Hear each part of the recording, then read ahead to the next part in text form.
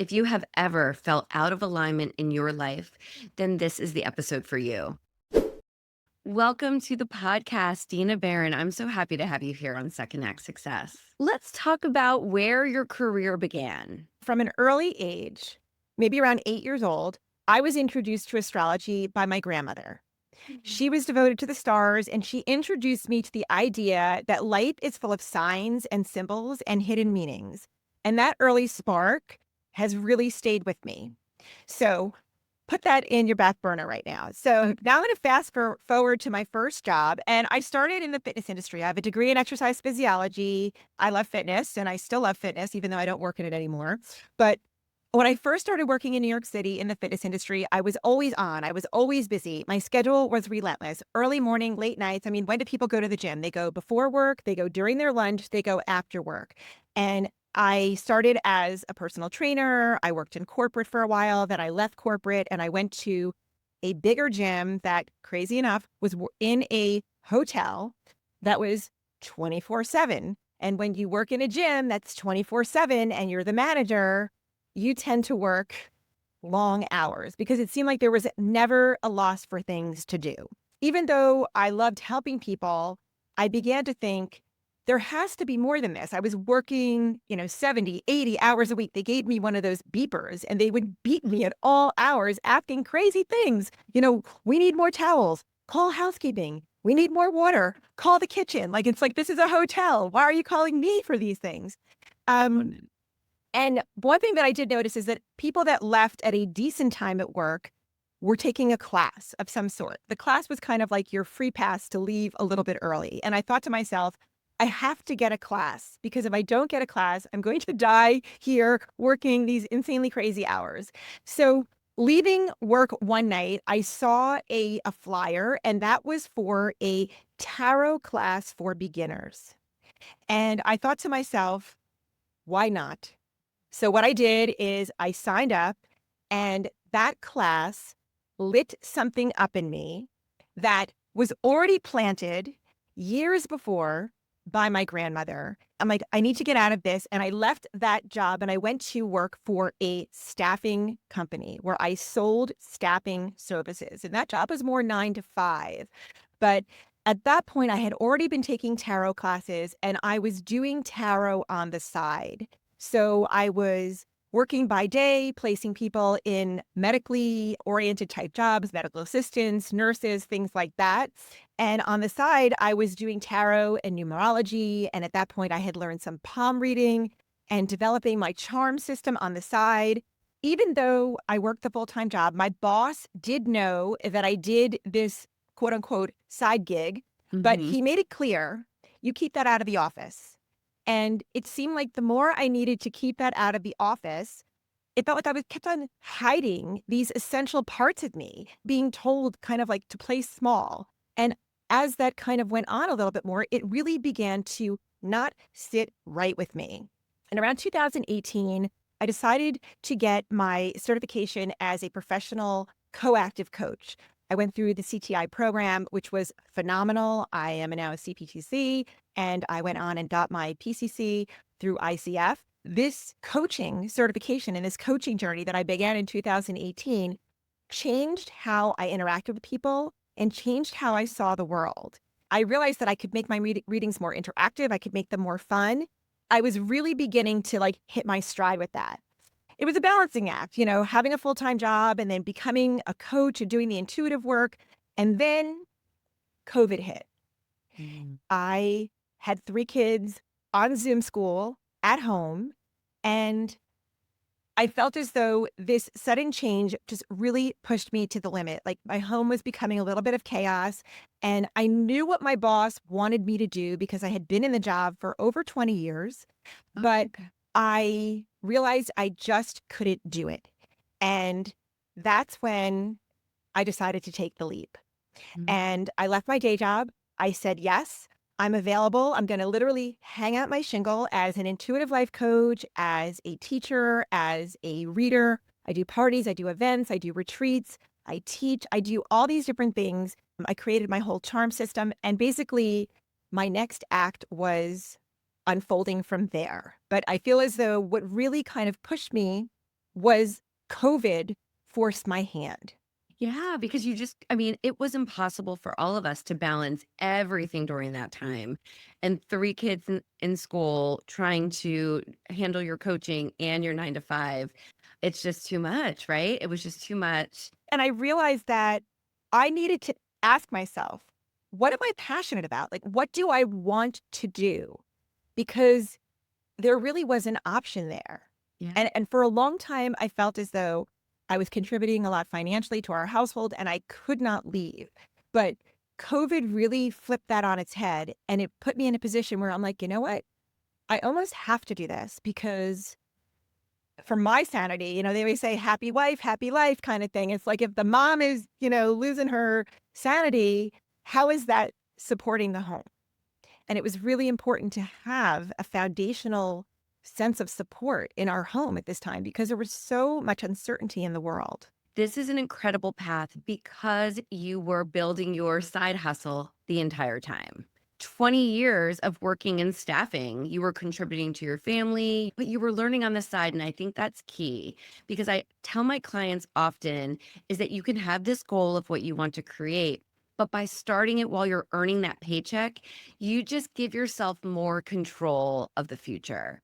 Honestly, because the way that I was doing my readings when I didn't have the coaching element, that component really changed how I interact and how I talk to people. And also it allowed me to go so deep. Like I can go so much deeper because the coaching taught me, I'm like, oh, I see you're getting emotional here. I've obviously hit a topic. As a tarot reader, I'm like, "Oh, I don't wanna make you cry." But as a coach, I'm like, "Okay, there's something really valuable here. It's time for me to lean in and say, like, "But what's coming up for you? What's happening right here for you right now?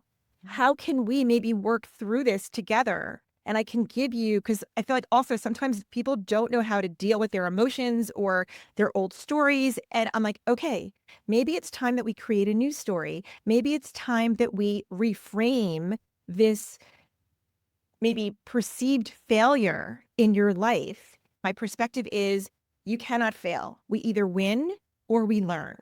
So anything where you have felt like, well, I didn't do the right thing, or, I could have been better, or like whatever that story is that you're telling yourself, how can we learn from this? And then next time you can be better, you will be better, and you will be stronger. You'll be more confident. You'll be more courageous because you know that even when things didn't work out exactly how you wanted, you picked yourself up, you dusted yourself off, and you figured it out. Like you're still walking around. That was not a fail.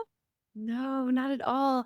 I love that perspective so much. And I agree with it wholly because it's all learning and it's going to be something that years from now, you're not going to regret trying, right? Mm-mm. You would have learned from it. And Dina, I'm sure you have, as I have had clients who have worked towards their second act, their next phase of life and realize, oh, you know what? This isn't really for me. I'm going to revert back and go to what I have done in the past. And I look at that as a celebration because you will never regret not trying. And now you can go on down your path knowing you tried something, you learned from it, and really where you were was best. Either way is a win. 100%. I agree with that so much. I have a client who was working in a consulting job. I mean, she felt like it was like the old boys network. She was always on the outside. They don't like me because they don't even know me. She goes, but they've already decided that, I stir the pot, ruffle some feathers. But she's like, I'm just trying to do a good job. And ultimately, this client of mine, she's with me in my year-long program. And what happened was she was so unhappy in her job. And I said to her, why don't we look at what you can do that's different? And while we started to explore that, the company that she was working for came to her and they said, your contract is going to end. And they gave her like 2 months. But at first she was like desperate, like, oh my God, I can't believe. And I said, this is a gift. I said, not all gifts come with bright, shiny wrapping paper and a big red bow on it. I said, but we will look back on this and say they did the work that maybe you were too afraid to do. I said, so now we're going to take this. We're going to take 2 months of pay that they are guaranteeing you. They're not just booting you out the door. And we're going to redirect you into the direction that you need, that you should be in. And she was scared, but she trusted me. And within 3 months, she was in a completely different job. And it was funny when she applied for this job that she was ultimately accepted. She said, "Why would they hire me?" She said, "I'm not the right fit." I said, "You are the right fit." And I gave her all these reasons. I said, "You never stop until you get the answer." She's like, "Well, my background is not this." And I said, "It doesn't matter." I said, "They need someone who is an out of the box thinker. You can train someone how to use a computer program. You can train someone on your modus operandi, like how you run your business, but you can't teach someone to be ambitious. You can't teach someone to be an out of the box thinker. That is what you bring." I said, "You are exactly what they need." She's like, "Okay, I'm going to go in and do it." And then when she got the job, she called me. I saved the message. She said, "Working with you was the best decision I ever made. I would never have been able to do any of the things that I've done in the past 3 to 4 months without you believing in me." She says, Oh, "You believed in me when I didn't believe in me." yeah. I was like, "Oh, my work is validated in such a big way." I feel like Mhm. you have to believe in yourself. When I first started doing tarot, people were like, "This is a little bit of a strange choice." Kind of like I have a degree. I worked in sales. I'm a great salesperson. I did very well. But at the same time, I said, it didn't light me up. You have to do work that lights you up. I'm nodding my head yes to everything because you're right. You can be really successful, but it can just not feel right in your body anymore. And I always say if success looks good on paper but doesn't feel right in your body, then it is time to explore what will fill you up, especially at this age in midlife when you say, you know what? I checked the box, I've done it. What else is next? And for you, so wisely preparing and learning and taking those classes, I'm sure you were working after work and on weekends to get your certifications and take these classes. But then when the universe said, "Hey, everyone, stop. We cannot literally cannot leave the house." You had this, I guess, come to Jesus where you're like, "Okay, yeah, this is it. All this work I was doing on the side is now going to be my full-time role." And I wish that I could say that it was so strategically planned as you just mapped out. Honestly, I feel as though once I started taking tarot classes, I found two teachers that I love so much, and they taught class every Monday night. And come hell or high water, I was going to be a class. And I went every Monday night for 8 years. Wow. If anybody asked me for plans on a Monday night, nope, I'm never free on Monday night. We were given exactly what we need to learn the lessons we are here to learn to become the people we are meant to be. And I feel as though the only choice that we have is, will I be courageous enough to take this invitation and do something with it? I felt as though I felt so seen and so understood and so connected to the other students in the classroom, to my teachers, to the learning. It was almost as if I stopped taking classes, it was like you were taking my oxygen away. And then I did that with coaching. I wanted to learn how to be a coach, and I did so much work, but it changed me. And I feel as though I am here for that. I will show up, I will work tirelessly. Like, I do not care how early I need to wake up. I don't care how late I need to be, working away. If this work is valuable and meaningful to me, then it's worth it. And I feel as though clients that I work with, I want them to feel the same. Like, I can't want it for you more than you want it for you. So, like, if women are interested, like, just to kind of get back to what your whole podcast and your whole message is about, like, if you want to make a change, you have to feel it in your bones. You have to want this more than anything, and you have to be willing to do the work. No one is going to do it for you. No one is going to feel passionate about it. No one is going to show up in the way that you do. So think about that. And Mhm. if it's a yes, like what I call a full body yes, then rock on with it. Oh, so beautifully said. And so let's dive into what it is that your business, that what you do now Mm. really entails. Because listeners might be listening saying, "Oh, I've heard of tarot cards, I've heard of palm reading." But really at the heart of it, tell me about what you do when a client hires you. So I have a couple of different ways that I work. I have something that I started offering just actually this past year in 2025. It's called my alignment experience. I started this because 2025 is a universal year 9, Mm, and numerology works in 9-year cycles. The first year of the cycle is the 1, the last year of the cycle is the 9. And in the 9 year, it's all about wrapping things up. It's all about streamlining your life. It's all about getting rid of anything that doesn't work for you. Because what happens after a 9 year is we go into a 1 year need. And this, like the 9 year is like, this is your year to get rid of all the rock, all the, the stuff that you've been carrying around that isn't yours, that you're just weighing you down and sitting on your shoulders and making life harder for you. Get rid of all of that, because if you do not get rid of it in your 9 year, you bring it with you into the 1, which is the next 9 year cycle. So my alignment experience kind of was born to the fact that I want to get people in alignment in their 9 year so we can be free and lighter and just be able to accomplish what we want to in the 1 year. So and what I'm doing now that and the woman that I was just explaining to you about that was let go from her job and then got the new job, she's one of my alignment clients. And so the alignment program is a year-long journey designed to help you stop living out of the rhythm and start living in alignment with who you truly are. And what is in this program is a unique mix of tarot, astrology, numerology, charm work, paired with coaching tools. And we get down to what matters. We talk about your values. We talk about your purpose. We talk about your inner compass. And by the end, you won't just feel aligned, you'll be aligned. And you'll move into the next chapter with confidence, clarity, and courage. So I created the 2025 one through the lens of a 9 year. I'm creating my 2026 program through the lens of a 1 year, because 2026, if you add 2 and 6, it equals the number 10. But in numerology, we don't do 10. We add 1 and 0, we get a 1. So 2026 is a 1 year. So I only work with maybe 5 women in my alignment program because I give them so much. I pour everything I have in them. I give them little gifts. I record them meditations, visualizations. I send them workbooks and affirmations. Like we become this woman just said to me, "What am I going to do without you?" I'm like, "Well, we'll still be close." She lives in New Zealand, this woman. She's unbelievable.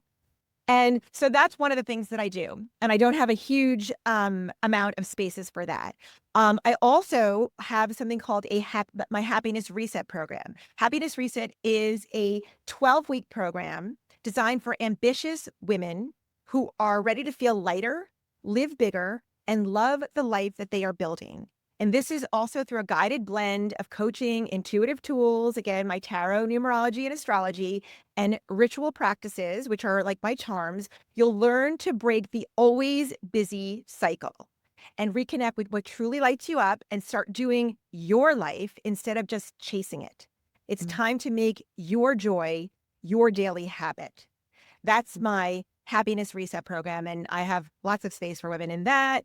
And then I work, I have just a 3 session trial package. If you don't know what it's like to work with me, you can do a 3 coach if it's coaching. And I might throw a little bit of tarot in there because that's how my mind works. And then I have individual one-on-ones. Like if you want a tarot reading, if you want a numerology reading, I have a reading that kind of mixes it up a little bit. I sell my charms. I created these charm kits. And I have I don't know if you've ever seen charms, but this is, Well, tell me about charms, because Okay. I've heard of everything else, but what exactly are those? Okay. Charms are magical, and we're going to do a little charm reading for you here right now. Yeah. So basically, as I mentioned, my grandmother introduced me to how signs and symbols and things have meaning for you. So these charms, I'm just going to show you a few of the charms. This is a ladder. Yeah. So I have 100 charms in here. Mm. This is a spoon. This is a compass. Ooh. One more. This is a dumbbell. Mm-hmm. Okay, so my charms, my little charm dish here that are for sale on my site. If anybody wants a charm dish, I do offer charm sessions too. I shake it up a little bit. So how we pull a charm is I don't wanna pick a charm for you. I want the charm to be picked. So I don't look. So here's the charm thing. I am looking away. I'm digging in. Okay. I dug in my little charm dish and I found this charm. Do you see it? Ooh, yes. What is this? A mustache. A mustache. Exactly. Okay. So here's our little charm reading. We're going to do a mustache reading for you. So my first question to you is, what is a mustache?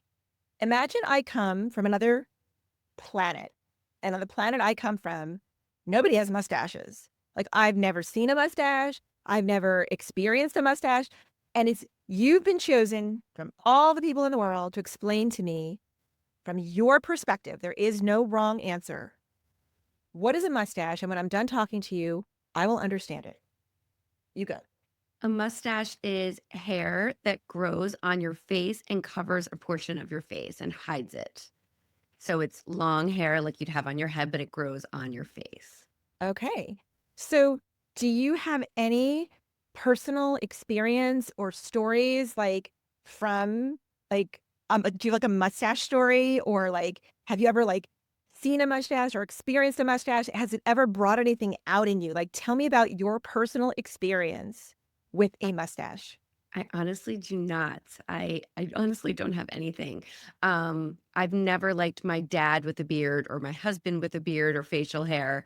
So yeah, they don't have it and I don't have any experience. So, what does facial hair mean to you? It means covering up what you were born with, your full expression. And so I've never liked it because I want to see that full expression. I want to see your smile and how you speak. So so yeah, that's what it means to me, I guess, just being Yeah. free of that. So now I'm going to take this and I'm going to use some of the symbolism and the messaging that you gave me. So we're no longer talking about a mustache. We're talking about how we hide. We're Mm, talking about how we cover things up, how we disguise ourselves. So let me ask you, how are you personally like a mustache? mm. I think it would it be playing small, maybe not portraying your full self to others the way you need to, or the way I should. Um, yeah, I think that's what I would say. Yeah. So if this mustache could speak, it came here today with the exclusive purpose of seeing you, of speaking to you, and giving you a very important message. And this message, it could fit on one of those little fortune cookie type messages. It doesn't have to be a big, long thing. What does the mustache want you to know?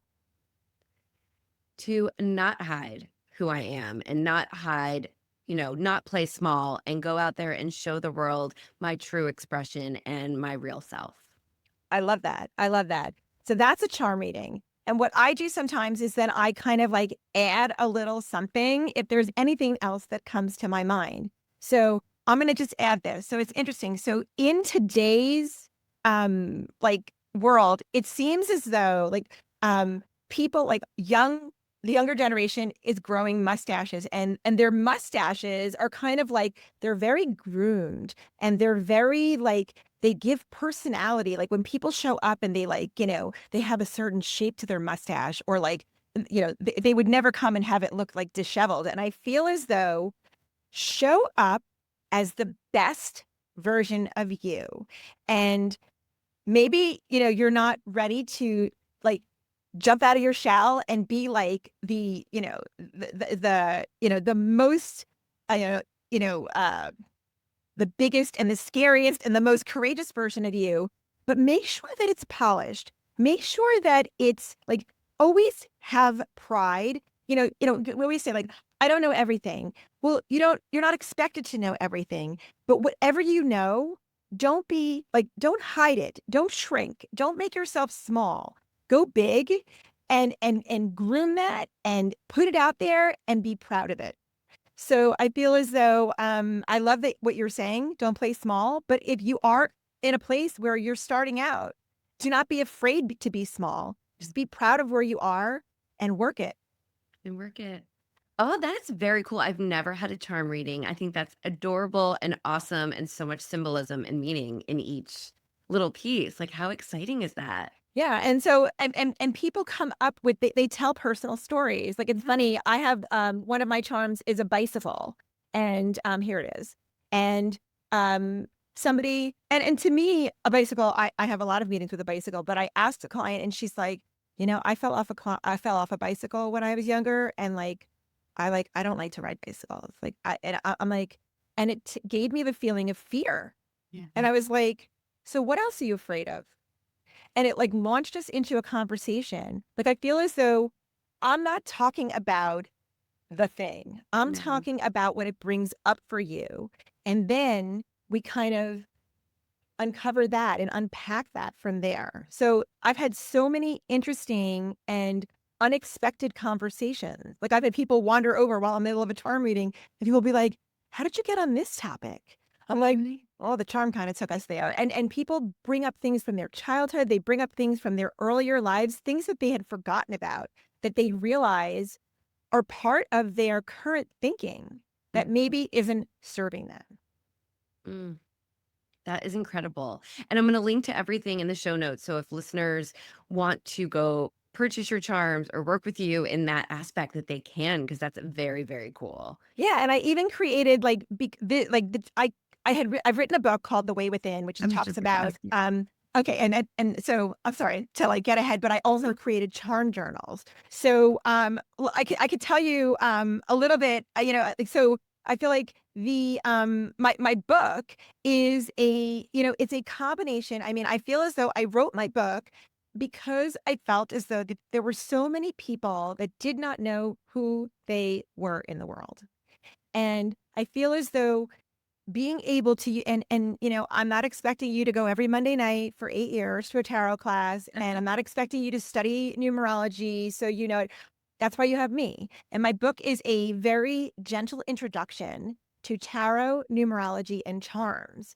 And then so what I did is I was like, I don't think that people, like, understand how to use the charms. So what I did is I decided to create a charm journal. And instead of making it like this whole big year-long thing, I started out with a summer journal. I just did that for the summer of 2025. Once again, like, the 9 year felt very like, I need to do something this year. I need to, like, talk about how people are like, we're ending things, we're getting rid of stuff. Let's talk about it. And so what I did is I just created the fall journal, and I just that came out in the fall at the fall equinox. And basically what these journals are talking about how you can step into this season. It's a 14-week journal. Every week I pick one charm. I talk about the symbolism, like I give like a whole bunch of I give a description of it, and then I ask 4 questions. Like, I might say to you, it about the mustache, like, in what way are you allowing the mustache to lead the way? And kind of like, how might you shave the mustache without actually shaving the mustache, kind of thing, or like whatever. I ask Mm. questions, and then every week they get one charm to work with, and it's symbolism explained, and they'll be able to tell their story through it. So that, and I give them guided prompts and a weekly mantra. Like, I really try to give them a space. Like, this isn't a journal, it's a ritual. And they don't Mhm. necessarily need the charm kit to start because I'm giving them a picture of the charm, I'm giving them a description of the charm, but it's a way to meet yourself season by season with curiosity, with kindness, and with a little bit of sacred magic. Like, I'm teaching you how to use my magic. So if you like the idea, again, if people want to read the book and just get an introduction to it, and then they want to kind of go a little further, the charm journals are an excellent way to do that. Once again, very low commitment. Everything is sold on Amazon, and they can, they are invited to do the work and not just read about it. Mm. I think that is incredible. And what a way to kind of even wrap up 2025 and get excited knowing that you'll have more of these in 2026. Hmm. Yeah. Yeah. And And yeah. oh, I was just going to say that for me, not knowing that 2025 is a 9 year, like for me personally, was such a wrap up year, such a taking everything in. My book came out this year. I feel like I've really narrowed into my coaching program. So it really does feel like a 9 year. And a 1 year, one is about leadership, one is about fresh start. So it's like next year, like January, I mean, and once again, it's like we are already moving towards the end of 2025. So it's like we feel like life is moving so fast. I feel as though every day big things are happening and we are moving into that reset. We are moving into that fresh start. And now that you know this, you can be aware of the energy and think about like, well, what's my role here? How can I show up? And and thinking about as we move towards the end of 2025, what do you want to leave Mhm. with this year? Like, what can you drop? What like old heavy coat? What armor or as I mentioned, rocks in your suitcase? What can you unpack so you can move into 2026 lighter with more opportunity and just like with a clearer head? Yeah. So you can accomplish so much more. Like you are starting a new cycle. So what is this cycle that you are finishing? Like it ended with the culmination of your book. I mean, huge accomplishment. And now you're going to take that and go to the next level. How Mhm. exciting for you. How exciting for your readers to have this opportunity to begin again, but at a higher level, at a new energy. Mm. This is fantastic. I feel like we could talk about this all day. This is so exciting. Yes. I want to ask you advice. So, if someone's listening, a lot of my Mhm. listeners are thinking about leaving their job, starting a business, taking that next leap. What is your advice to them, knowing that you've gone through it and you're in? I can tell just by the way you speak, you are in alignment and you are happy where you are. So, what advice would you give to listeners who are kind of at that crossroads? Well, first of all, I would say be bold. I would say live out loud. And I've learned different things from each chapter, so to speak, of my life. Like in the corporate world, I learned that I could work hard, be good at what I did, but I also learned that being quiet or quote unquote staying safe comes at a cost. When I started doing readings on the side, I discovered that part of me that others didn't see, that part that I had to keep hidden at work, was the part that mattered most. And when Mhm. I shifted into the coaching and the intuitive work, I realized that I no longer had to like temper myself or fit myself into a mold. I could bring my whole self, including the mystical, the quirky, the deeply intuitive, the work that I love. So, what I want people to know is don't shrink. Don't mute your spark because it doesn't look like the quote unquote norm. Your unusual path, your inner knowing, your voice, that's your power. And let it be loud, let it be seen, and let that lead you. Absolutely.